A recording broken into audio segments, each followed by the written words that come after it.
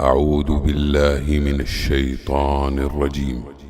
بسم الله الرحمن الرحيم. ولو أنا كتبنا عليهم أن اقتلوا أنفسكم أو اخرجوا من دياركم ما فعلوه إلا قليل منهم، ولو أنهم فعلوا ما يوعظون به لكان خيرا لهم وأشد تثبيتا، وإذا لآتيناهم من لدنا أجرا عظيما ولهديناهم صراطا مستقيما. ومن يطع الله والرسول فأولئك مع الذين أنعم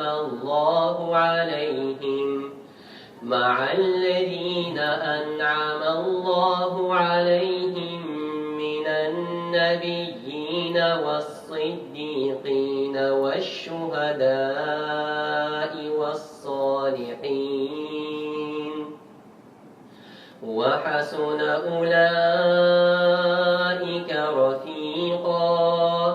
ذلك الفضل من الله وكفى بالله عليما.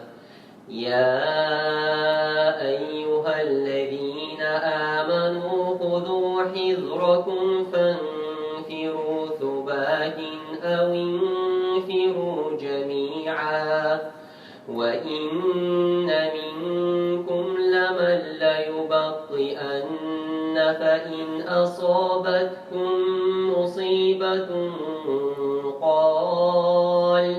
قال قد أنعم الله علي إذ لم أكن معهم شهيدا، ولئن أصابكم فضل من الله ليقولن كأن لم تكن بينكم وبينه مودة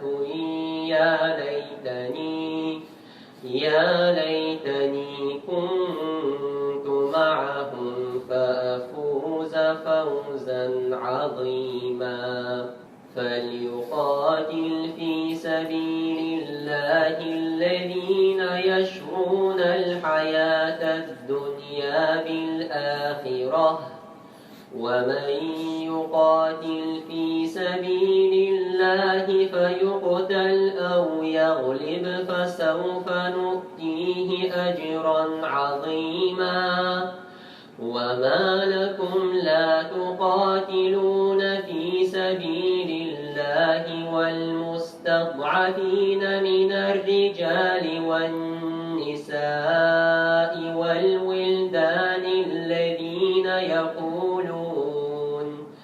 يقولون ربنا أخرجنا من هذه القرية الظالم أهلها واجعل لنا من لدنك وليا واجعل لنا من لدنك نصيرا. الذين آمنوا يقاتلون في سبيل الله، والذين كفروا يقاتلون في سبيل الطاغوت، فقاتلوا أولياء الشيطان إن كيد الشيطان كان ضعيفا. ألم تر إلى الذين قيل لهم كفوا أيديكم وأقيموا الصلاة وآتوا الزكاة فلما كتب عليهم القتال إذا فريق منهم يخشون الناس كخشية الله أو أشد خشية، وقالوا ربنا لم كتبت علينا القتال لولا أخرتنا إلى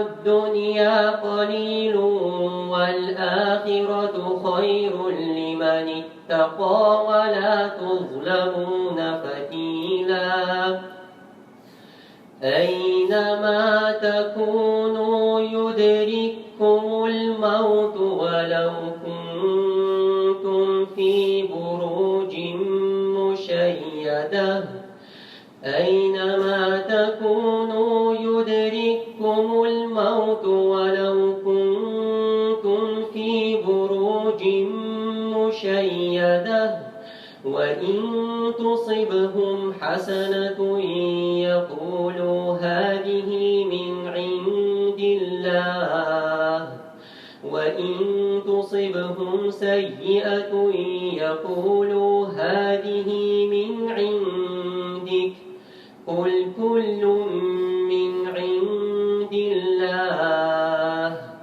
فما لهؤلاء